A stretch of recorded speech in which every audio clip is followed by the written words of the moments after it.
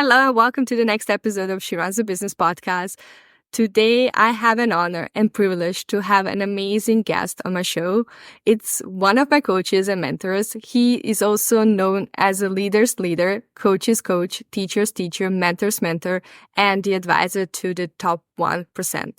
After multiple near-death experiences, Masati came back alive to share wisdom and remarkable abilities to break through the limitations of psychology, willpower, and current self-improvement methods to change countless lives in a matter of minutes by helping people shift at their core frequency level, resulting in drastic life transformation beyond physical logic.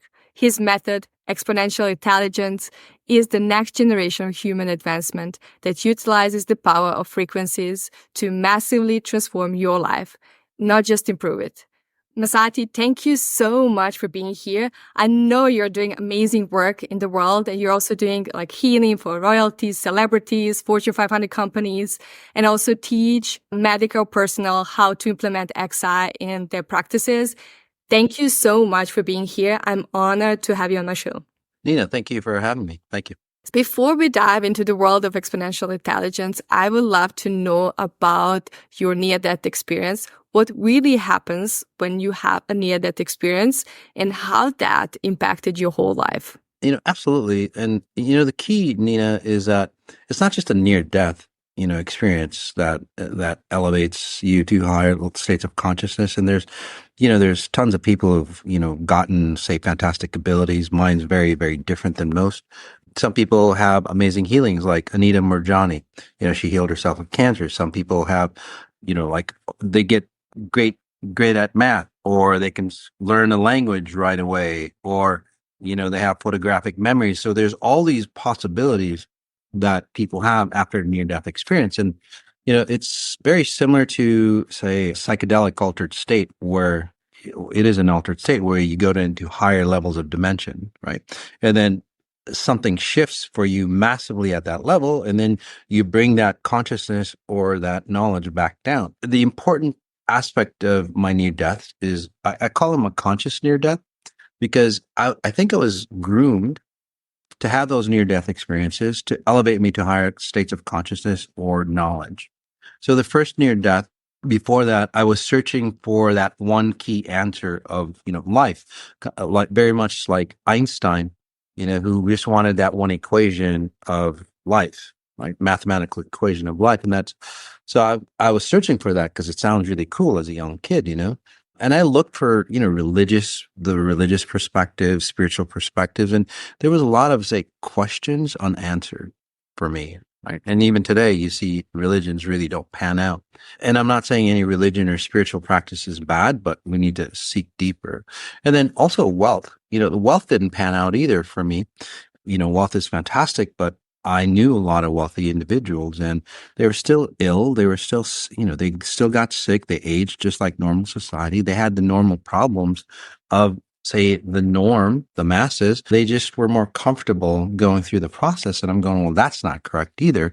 I wanted that deeper understanding of, if you want to call it God, it's like we should be at our elevated state, completely, say, abundant, because that's what everybody talks about, but we never reach. So at a young age, I really looked at that and had such deep passion that, well, I would do anything to find the answer. And that anything basically was, well, if you really find the answer really fast, here's your near death. So the first near death was in a warehouse accident. I used to unload, rail cars, for a college job. And inside the rail cars, they have these moving walls to keep, products in place so they don't shift and fall. That wall was stuck. And interestingly enough, that day felt really, really different to me. I'd come home from the university at the time, and it's just like everything was just, surreal to me. So it was literally like set up for me to have that near death. And that wall was stuck. So I offered to climb up and like unlatch it from the top while my team members, would pull from the bottom. So, and as I did, unlatched it, it let go and it slid all the way across the rails and what stopped it was my jaw. My jaw was in between the wall and the ceiling member, and it just crushed my jaw. And I just lay there, literally hanging by my jaw. And I know it sounds kind of weird, Nina, but it was the most expansive experience I've ever had because it allowed me to understand the meaning of life. That's like right there. And when I saw myself from an outside perspective, like looking at a mirrored image of yourself, but there was no mirror. I was like floating and I was looking at my physical body hanging by my jaws. And I was thinking, it's like, gosh, you're so limited in this body. And at that instant, it's like, oh, I'm dead. But, you think, sadness would come about and all that. Nothing like that. It was just such an expansive experience because I got to experience myself as a complete being, like full potential. And it was an amazing experience. And, from there, I went through, the levels of, say, the levels of near deaths or the tunnel of light, as some people would call it. The first level is like, your family and loved ones like introduce you into that realm, the ones that have died. The next level, you get into these levels. I went to the level where you had a life review. And that life review wasn't like you did this good and you did this bad and, we're going to send you to heaven or hell. It was more like, oh, that's why these things happened. So instead of looking at it from, like a kindergarten point of view, while you're living life, you look at it from a master point of view. It's like, oh, these are the patterns that you did cause whatever, happened in your life. So there was no I should have or I could have. It's like, damn, why did this happen to me? It's like literally you start to understand the science or the mechanics of why you went through the things that you did. So it really boggled my mind. The other aspect of it as well is I lived 22, 23 years of life, probably in like a mere seconds. And I was completely conscious when I went through this process and I'm going, wait a second. I just relived my whole life. It wasn't like a review where you're looking at a video screen. You were that person going from birth to 22 years. So that allowed me to understand how time can be influenced or distorted. Because again, 22 years in just mere seconds, how did that happen? Right. And then from there, you felt this loving presence and it's like, well, you can stay here if you'd like, but, and then they just push you back into your body and it's just painful, literally to push back in. It's like probably like spaceships as they come into, the orbit, the Earth's atmosphere. It literally feels like, and it's like very intense, for that space, say a space shuttle coming into, Earth's atmosphere. It literally is, you are in another atmosphere reality and you get pushed through, say, time and space into your body and it feels, very, very intense. It's very painful and then you get snapped back into your body. So that was the first near death experience. It was quite beautiful, by the way. I was wondering why you were telling the story. Could we reach those levels of awareness or consciousness without having to die? Absolutely. And I think for me or my life trajectory, because at 22, I didn't know what I know today, or I didn't know what my life purpose was, right? I didn't know that I'd be, helping, hundreds of thousands of people, throughout the world transform their lives. I was going to be a computer programmer, and I was a computer programmer, before my second near death. That's a really beautiful question. And do you know Roger Bannister? Or I call it the Roger Bannister effect. Roger Bannister, he was the first human that broke the 4-minute mile. Okay. So, and, it was world news. But then what happened is like a month or two after, somebody else broke the 4-minute mile. And then, somebody else broke the 4-minute mile. And, 6 months later, there was tons of people breaking the 4-minute mile. And nowadays, a 4-minute mile is a standard. But before it was, like a huge accomplishment.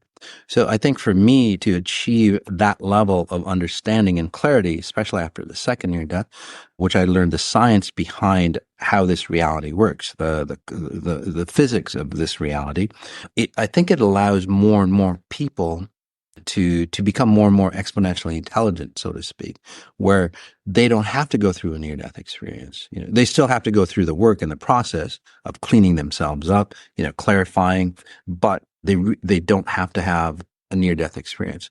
I've done it. I've been that pioneer at an awakened level, so everybody can follow that path and make it wider and make it easier for people to again ascend to those higher realms.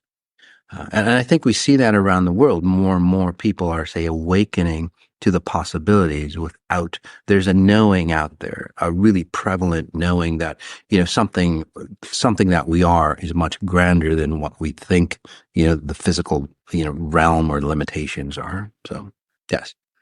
Really want to dig deeper into the world of exponential intelligence because you mentioned that during the second near-death experience, you found exponential intelligence. Could you please explain to our audience what exponential intelligence is and how it's different than other healing methods out there? Sure. And it's more than a healing method, Nina. It's turned into a science. At first, after my second near-death experience, which was a drowning, after that, I realized that I had healing abilities. Like I could see, like I could see you and I could actually see that, oh, you've got kidney issues. Oh, you've got this issues. And I'm going, what is going on? It was amazing. Or somebody would go, oh, my friend, and I could go, oh, your friend has headaches all the time. Whatever it is, I could pick up on, what they ailed, and not just like health issues, but, the type of relationships that they had. If they're going through a divorce, if they're alcoholic, and it's like, where did all this knowledge come from? And how am I tapping into it? Right? It's not like, you tap into, Google or, AI nowadays, like ChatGPT or, Grok or something like, and you search for this stuff. It's like, how am I tapping into just people's information? Where is that based in? Is where in the cloud or the universe is that knowledge based in, and how am I receiving it? So over the years, as I've cleaned myself up, clarified myself so I can become a better conduit, it's turned into more of a science, XI, which I call it XI. So exponential intelligence is literally the science of the universe. It's a timeless science. It's the science that's happening, trillions, billions of years old. It's basically the science of evolution. It's how, we started with, say, nothing, and then morphed into, possibilities of a high dimensional being like humans here. Obviously, it took trillions or billions of years, whichever you call it. But what was that science that created this? It wasn't just happenstance. Now, some people confuse it with, well, God created this and all that. And, it's so fuzzy logic. But, if you look at the universe, it's the top level science. And that's what exponential intelligence is about. It's really about, say, understanding the consciousness behind that intelligence that, say, created this evolutionary process that we call life here. And it's straight science. And at that level, from what I've seen, 14 years of experience, hundreds of thousands of client research sessions, I've actually seen this, like, there is no exceptions to the rule. And that's, what I really rely on, because current science is there's always an exception to the rule, but exponential intelligence science, the theories or, the physics, the math, there is no exception to the rule. It's because it's the top level science. So in a nutshell, exponential intelligence is basically the handbook on the physics of this reality, or how evolution works. So can I go back to the story that you shared that in exponential science, there is no exception to the rule? Does it mean that we can all heal no matter who we are or regardless of genetics? Yes. So let me just break it down. Say that because, in the world of possibilities, depending on how far you are in, say, your aging process. Say, for example, you're, a baby, and this has happened. Tons of, exponentially intelligent kids or parents who have exponentially intelligent kids. say a baby has a certain issue, certain genetic issue, and the parents have asked me to say work on them through hyper meditations or personal sessions and so on. That baby has cured themselves of whatever ailment. Again, I'm not claiming to cure anybody. And nobody should. No Western, Eastern, medical technology should claim that they cure, because healing or curing oneself is an intimate connection between you and your higher self. Okay. But what I do claim, which works really well, is like I help you awaken to the possibilities of what, how, and what you could do. So a possibility of healing that probably wasn't there, probably wasn't available because of, all the filters we have, genetic filters, patterns, and so on, that we think is say not changeable. So anybody can heal, but say you woke up and, you're 80 years old and now you're exponentially intelligent. Well, you could heal, but, you've gone so far damaging your body that yes, you can heal, but how long will it take you, the physical process, to heal? So the younger you are with XI, the more of a possibility that you have to be, say, in complete healing for yourself. And there, again, I don't claim to heal, but there's a lot of people who have, gone through stage 4 cancers or life-threatening issues, suicide patterns and so on, or addictions, and they're gone. They heal. They go and get an MRI. It's like, the grape-sized tumor is like, oh, we don't know what happened to it. It just disappears. So I don't know how all the details of that will work, and sometimes it's like people go, well, it's a miracle. It's not really a miracle. It's just that we just don't understand the science behind it just yet. So, You already talked a little bit about this, but I want to go a little bit deeper if it's okay for you. How does exercise science addresses root cause that conventional medicine might overlook? so yeah, how does XI science like look at the root cause? Okay, so say somebody has a traumatic, I don't know, say cancers, and again, it's not just about healing, but, we're talking about healing in this, but it's about, life mastery. It's about high performance, coming into your best possible self, as an actor, as an athlete, as, a business person. It's about having fantastic relationships. So XI is literally about becoming the best possible human that you can be. And then whatever you need, you just do much better. So it's about, getting into, say, ultra performance of what humans could be. Okay? So when you talk about causes, there's a range. Nowadays, the, the the effect of what people receive, and in this case, injury, right, or diseases, the effect is so far removed from the cause that nobody really understands the root cause. And so science, the current sciences, they're really, really fantastic. And they're really fantastic at, say, maybe healing the effects of the disease or issue, but they don't go to the root cause. Okay. So what that means is, the superficial layers, the physical, say, identities, or, the physical aspect of the body, science or modern technologies is really good at that, especially surgeries and so on. But, and you can tell it's not, there's always exceptions to the rule, but what was the cause of that disease? That's what you want to get at. Why was it a genetic pattern?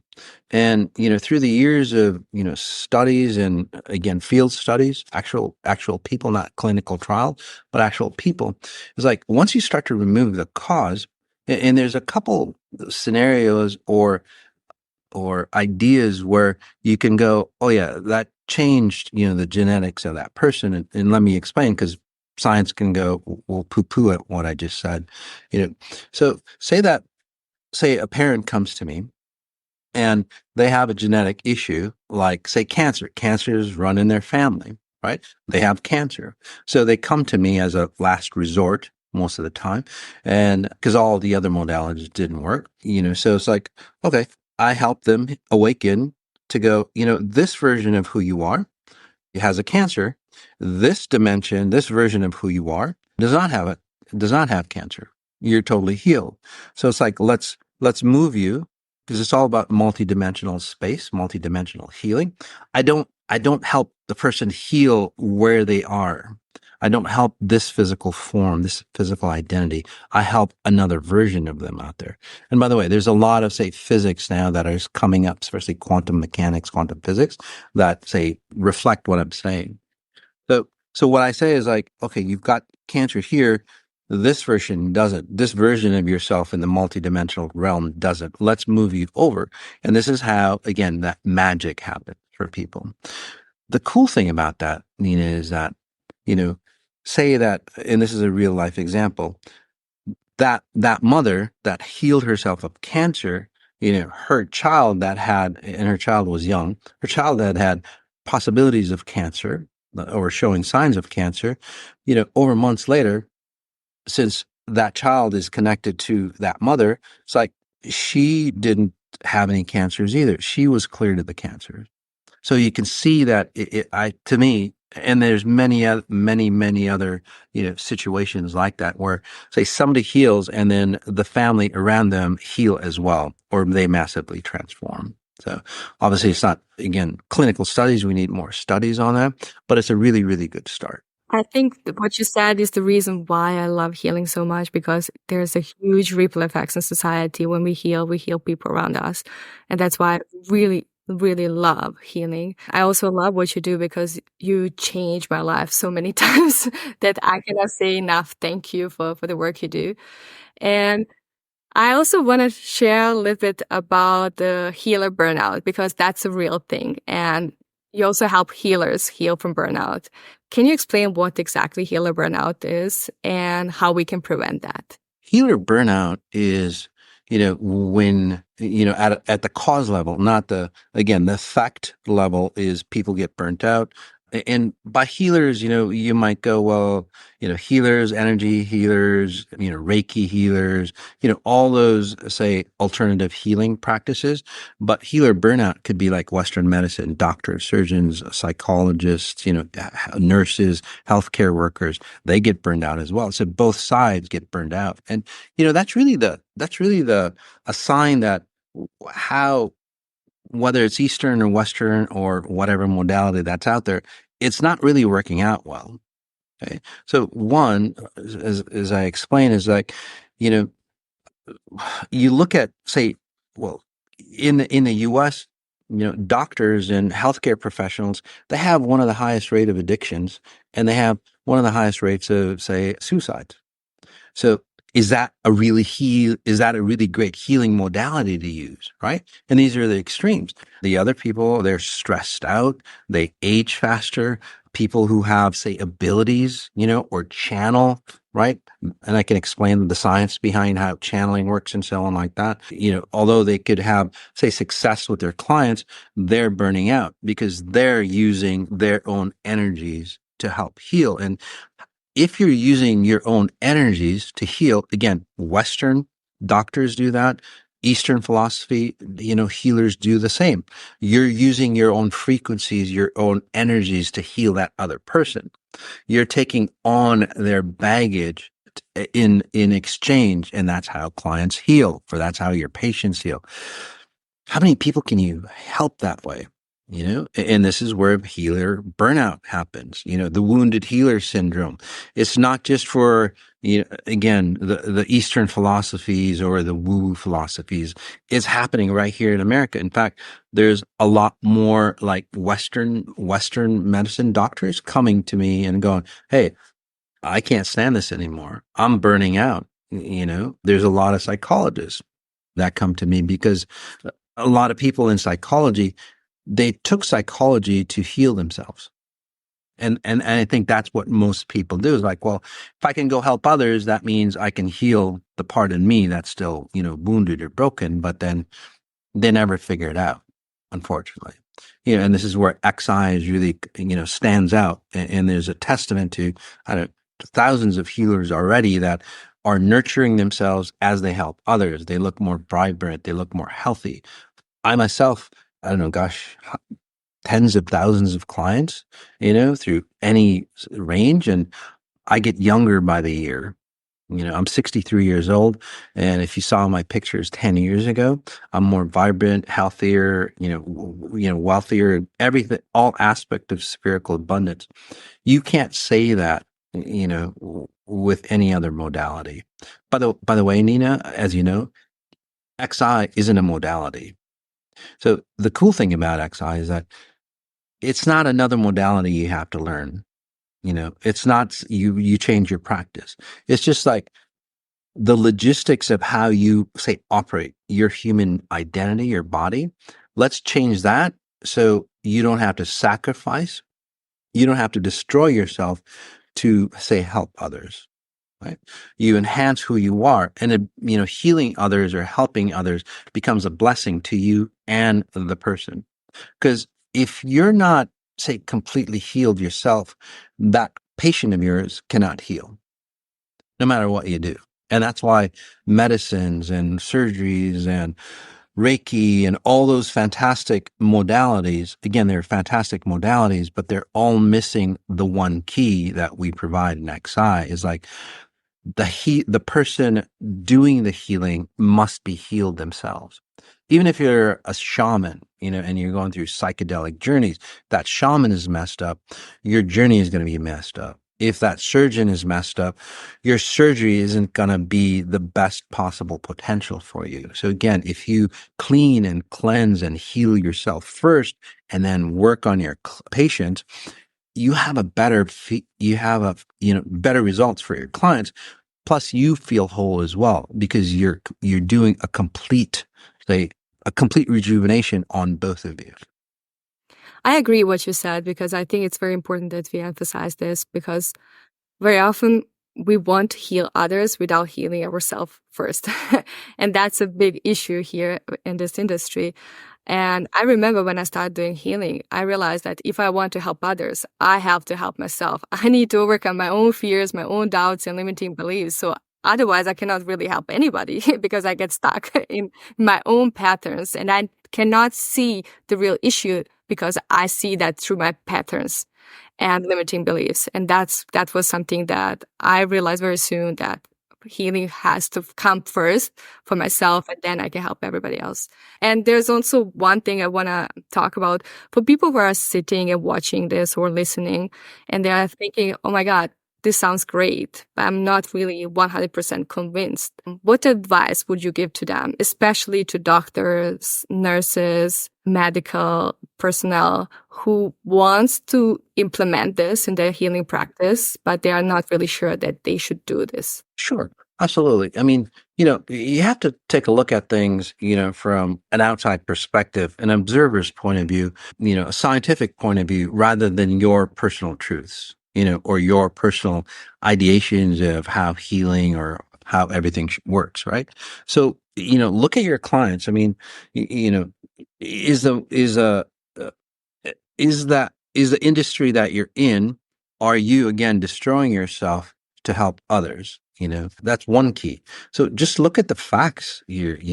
Are the clients, are they always, say you have a patient and that patient, comes in for something and they might resolve it, or they might be on a medicine for the rest of their life. That's not true healing either. That's just like dealing with the symptoms again. It's like, gosh, your heart failure, people I've worked with, like heart failure, is like they're not on any medication or very little, especially if they take care of themselves, with diet and, certain supplements. They don't have to be on prescription drugs or anything. So look at the results of your clients or your patients, look at the results of you and your aging process, and your mental process. Is it working out for you? If it's not working out for you, you might want to take the time and try something else, even if it's like, I'm not sure of that. But you shouldn't be sure of where you are because it's not working out for most people. Look, like I said, highest rate of suicide, highest rate of addictions, the number 2 cause of death here in the US is literally the medical community, the medical mistakes, medical issues. So it's like, it's an industry that, sure, it's got a great foundation, but it needs a lot of revamping to expand into, say, better possibilities. So we should always be searching, say, for new ideas or new concepts, not only to improve, your patients' lives, but your lives as well. So it's like, give it a try. You've got really nothing to lose. And if it doesn't work, and I guarantee for most, it definitely works. We've had enough people. I'm not here to prove anything to you. I mean, again, hundreds of thousands of client sessions. There's been enough proof. Is it going to work for you? That's up to you. It's really up to you if you want to take that challenge, and the commitment that it takes to really transform who you think you are. A lot of people might not want to go through the process because they'd have to take a look at all their weaknesses and all their distortions, because that's what true healing is about, right? Are you willing to take a look at all your weaknesses, distortions, and heal from it, or turn those into, say, possibilities of greatness? A lot of people want to just bury their stuff, through wealth or through their intelligence. It's like, nope, I know that stuff is down there. I just want to keep it buried because it's easier for me. It's not much easier for you. It's not much easier for your client. So if you're that person that's really, say, willing to really, say, alter not just, your client's life, but your life as well, and then that frequency starts to change people around you, that's true healing. So if you're that type of person, healing mastery is, really a fantastic possibility. I mean, exponential intelligence overall is really fantastic for you. Okay, you already mentioned a couple of times healing mastery. So what does it take to become a healing master? What are the benefits of that? Well, what does it take to become healing mastery? Like I said, if you're broken and you're distorted and you're getting more ill, more uptight, more burned out, and you're aging faster, then you're not really healing really society as a whole. You're just perpetuating, it's like taking medication for a disease that's incurable, so-called incurable in today's society. But, well, you didn't really cure it. So you're just perpetuating, say, the length of stay or, their burdens. So that's not really healing anybody. Right? If your clients are coming back for the same issue, and again, they're still taking the prescription drugs or whatever it is, and they come back for the same issue, well, that's not really healing either. Right? If you're, say, each year as it goes through, for example, the aged, right now, arthritis and, things of that nature, diseases of the old, if those diseases are, penetrating younger and younger, age groups, now you have, arthritis and, diseases that, 70-year-olds have in children nowadays, right? Something's really wrong, right? So that's not healing mastery. So this allows you the opportunity to understand, say, the deeper science, and it allows you to understand, the science that we currently have, and then opens up possibilities for us to, again, expand even deeper into that knowledge. So again, it's not disqualifying the current knowledge of medicine or energy workers or anything like that, but it's improving the process for, one and all. And that's mastering, how healing actually works. I'm actually applied to X Prize. It's part of the Google network on aging and rejuvenation, which is really fantastic. It's just, the beginning phases, but, Nina, like, you've aged a lot different than, joining XI. I've aged different. I look much younger today than ever before. And there's tons of people who are aging younger. How does that happen? Right.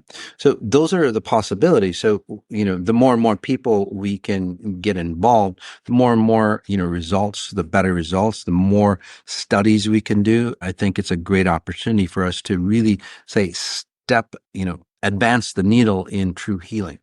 Oh, one more thing, Nina. There's a lot of people who have abilities, but their abilities, one, start to destroy them, like I was talking about, wounded healers.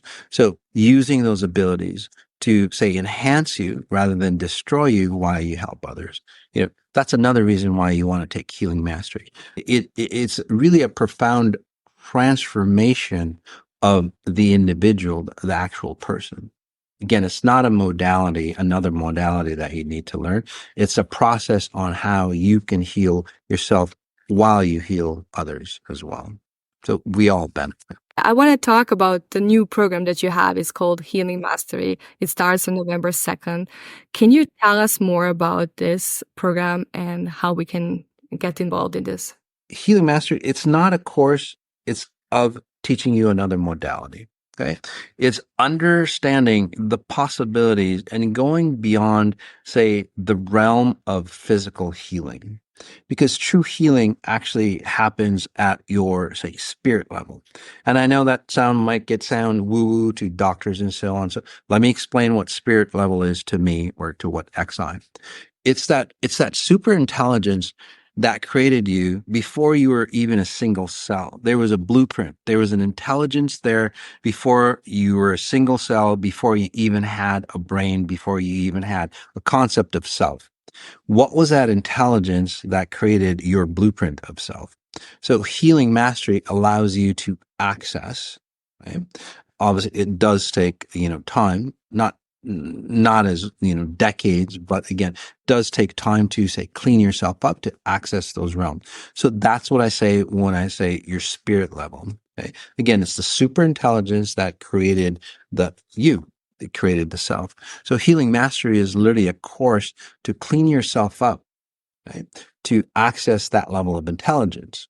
And as you access that level of intelligence, well, this is where people heal themselves. This is where people's abilities, people's intuition, if you've got a modality already, or if you're channeling, channeling sounds really good, great.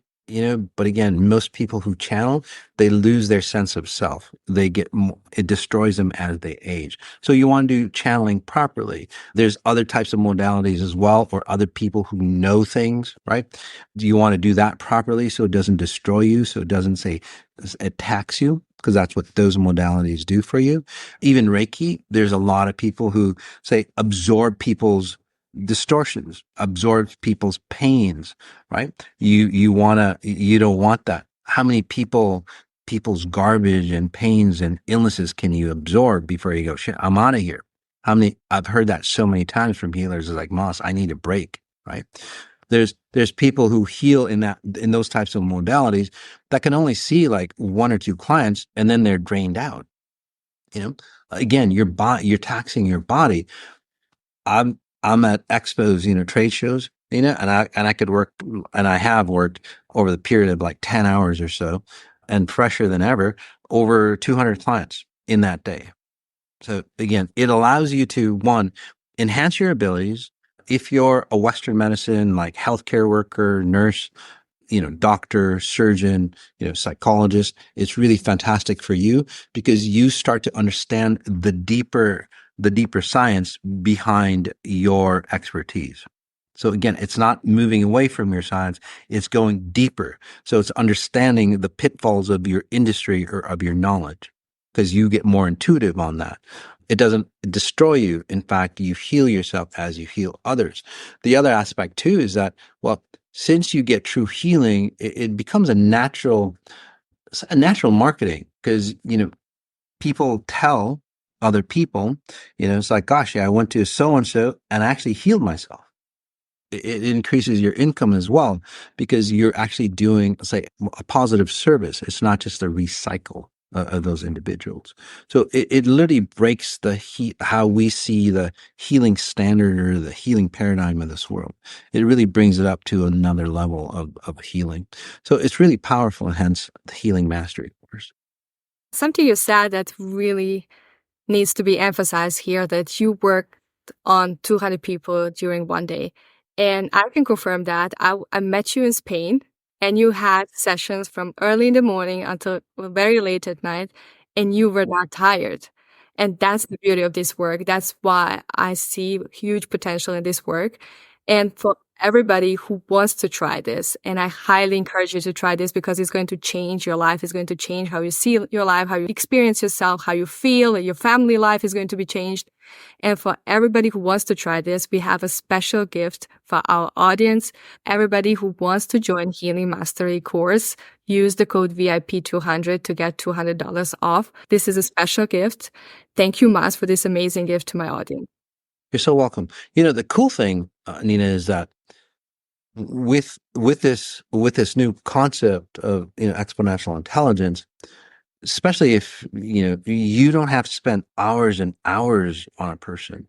For me, like my sessions are 10 to 15 minutes long, maybe at most half an hour long, and within that 15 minutes, most people receive the benefits of decades. In this case, you're actually transforming those people's lives, and you're accessing, say, a timeless consciousness rather than a time-bound consciousness. So you free up your time as well without draining yourself, which is really fantastic. I would love to go back to the medicine and healing. Where do you see future of medicine and healing? Well, as Einstein said, the future of medicine is, basically frequencies. I forgot his exact quote, but it's all about frequencies. If you look at, Nikola Tesla and many of those other individuals, if you want, say, true healing or true solutions, look into the world of frequencies. And I'm paraphrasing many of those individuals like Niels Bohr, Max Planck, and all those individuals, Einstein, Tesla, many people who are actually healers, some of the, famous healers like Jesus, they all work through frequencies. So we're elevating ourselves to the level of, say, we're elevating to our to the level of bridging the gap between the time-bound realities and the timeless realities. That's where true healing occurs, because almost all the problems, I would say about 99% of the problems, actually occur at a high level, beyond, say, the concepts of self, beyond the limitations of the brain. So we're transcending into those realities. And you might go, well, that's far-fetched, but not really. The world of like quantum computers, they're going into the realms of, say, the unknown, the unseen, spooky action at a distance, as Einstein would say. We're actually studying that. We're actually mapping out those realities of the unseen. So there's a lot of science behind it. There's from age-old wisdom, mystical wisdom, people with true healing gifts or spontaneous healing. It wasn't physical. It was actually, frequency work that did that for them. And as a whole, I think frequency-wise, we're starting to understand that frequencies are the key to actually, say, solving today's problem. Not just healing, but in technology and everything else. It's literally the world of frequencies. Thank you so much. I would love to go back to science because I know that you're working with scientists and you're researching about the influence of frequencies on our body and on the whole world around us. So I really want to know why scientists get stuck in their whole process and how can XI help them? Well, that's a really in-depth question, but, scientists should really look at, how they see science. I mean, just if I was an observer of the scientific community, and which I have been, some of the tests that they run, peer reviews, everything like that, clinical trials, and, you see all those things, placebo effects, the rate of death, the cause of death, again, especially you see all those inconsistencies and you got to ask, it's like, gosh, there's got to be a better science, a more advanced science out there, So again, I'm not knocking down scientists, and scientists should knock down the possibilities of, say, possibilities of new sciences coming ahead. But I think currently right now, there's, science. Well, let's talk about peer review. If, for example, Einstein or Nikola Tesla or any of those other greats waited for a peer review, none of the inventions that we would have had today would have been fostered. Because it's like, oh yeah, nobody believes that this is possible because all my other peers worked on this. And it's like, oh, it's not, according to today's science, it's not going to fly. Well, nobody goes ahead. And that's one thing I have issues with the current sciences is like nobody goes ahead with anything. And I'm not talking about hard science. The hard science is, sciences that do with, electricity, motion, gravity and so on like that. And there's a reason why those sciences are so specific and so in tune and so much more advanced than, say, the soft sciences like human sciences. Right? Because in those hard sciences, there's very few variables. They're more constants because, again, what they're dealing with is at a top level of science. Like gravity works the same for everybody. It doesn't change. In humans or the soft sciences, there's so many variables, your age, your culture, how you were born, the abuse patterns, the lack of abuse, whatever it is, there's so many variables that, the current sciences can't handle. And that's why clinical trials don't really work out well, because clinical trials are only successful and they can only be repeatable if everything was exactly the same. Otherwise, those clinical trials don't work out. So that's not real science because everybody's different. So how can you call that a science if it's, again, not reproducible, other than everything within that environment has to be the same? I mean, that's asinine to me, thinking that, yeah, you have to be in this specific situation for your prescription drug or whatever modality that, especially Western medicine, for it to work for you. The other thing is placebo effects. The studies have shown that a lot of the drugs that the FDA approves, the placebos were just as good. Again, don't take it from me. Take a look at the studies. It's like, so is that drug really necessary, or is there something else? And why are the placebos so, just as good without the side effects? So what gives? The scientists have to look at that, right? So we have peer review, which just stalls science. The other aspect of science is most of the research done is paid for by pharmaceuticals and everything else, and they want a specific result. So in today's science, most of the science or the studies, the research, despite the true findings, it's always geared to finding, say, a result that is beneficial for that person that is sponsoring the study. And that's not true science, right? So a lot of scientists are unfortunately selling themselves out. Okay? And that's not true science at all. So I'm just calling upon all those individuals who are in the science communities just to stand up and go, hey, you know what? We're true scientists. I came to be a scientist because I wanted to know the truth behind how stuff worked. So don't sell out. Don't, be bold. Back in the day, there was a lot of bold scientists. Again, I named a few of them. If they stayed within their realm, none of the advances that we have today would have ever worked. If you look at any advance in today's society that has transformed science, so that have transformed the world, it's for those people those scientists, those innovators who stood out against the masses and said, no, this is the way we should do it. And that's, that takes a lot of integrity to do that.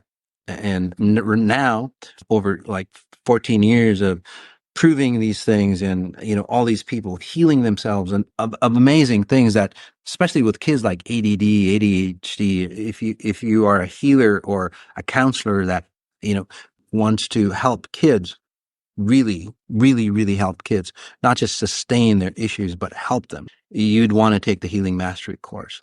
But so you have to question all those idiosyncrasies in what you call science, right? It's not, I would say if I was a scientist in those fields, I would go, shit, we need to work harder.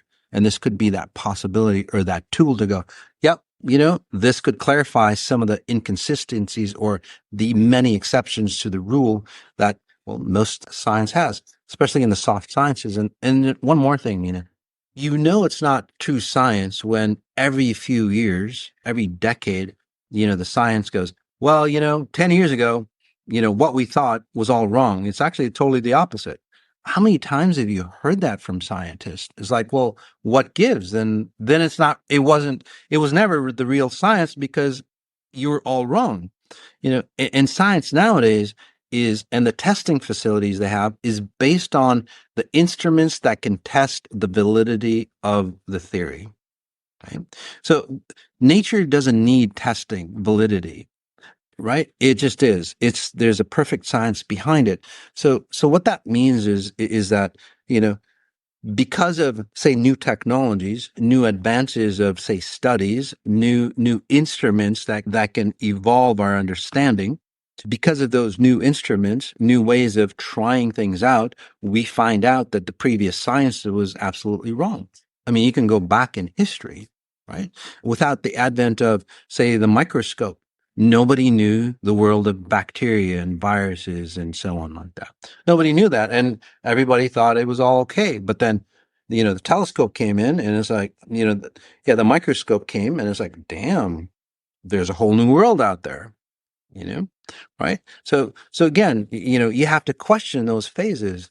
And I could go on, Nina, but I think that's a really good start for those who go, well, he's not really scientific. It's like, well, I'm more scientific because I get more consistent results over a vast range of individuals than any other modality, Eastern or Western, that's out there. Hands down. I agree with that. If you have the same result and you applied it to different variables, people who live in different countries have a different skin color, they use different language to communicate with people and have different genetics. If that works for them, it's definitely scientifically proven to give results. And that's true science. And that's how I validate the exponential intelligence science. How does that compare with, say, the current standard of science, or even, the mystical sciences that are out there? Again, they're not, consistent. They're not duplicatable like exponential intelligence is. So I encourage both sides to, again, it's not an argument of who's right or who's wrong, but, let's all come together and start to understand, let's collaborate and start to understand, say, the bigger picture of whatever field that you're studying. That's all. Thank you, Masati, so much for sharing your wisdom and knowledge with us. Thank you for all the work you do. You're doing a really great job. And everybody who wants to join Healing Mastery course, use the code VIP200 to get $200 off. Thank you, Masati, once again for this generous gift to my audience. And thank you, everybody who was watching and listening. Thank you for the work you do. Until next time, be brave, shine your light, because the world does need this love and light inside of you more than ever. I'm sending you lots of love and big hug. Bye for now. My gorgeous friend, I hope you loved this episode. If you learned something that is helpful for your business, I would really love to hear from you. Could you spend 30 seconds of your time, go to the Apple Podcast and leave me a 5-star review? This is the only way you can thank me and let me know how much you love this podcast. I love hearing from you. If you have friends who need help with their coaching businesses, share this episode with them and help them grow their business too. Thank you for listening to She Runs the Business podcast. Please share your gifts with the world. Keep shining your light, because the world does need that love and light inside of you more than ever. I'm sending you lots of love and big hug.